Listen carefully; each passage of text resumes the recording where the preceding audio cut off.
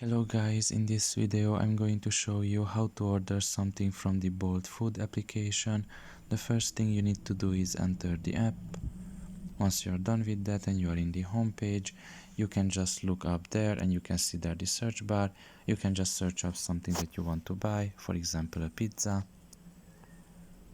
And you can see here in this page all the offers and stores in the city that you are in. You can just press on one of them.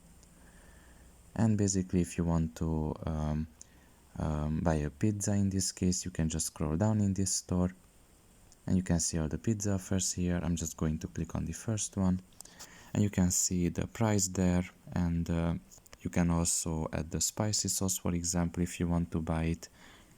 And after you are done with everything, you can just press on the add option in the bottom of your right corner and it will be put into your basket. You can just press on view basket.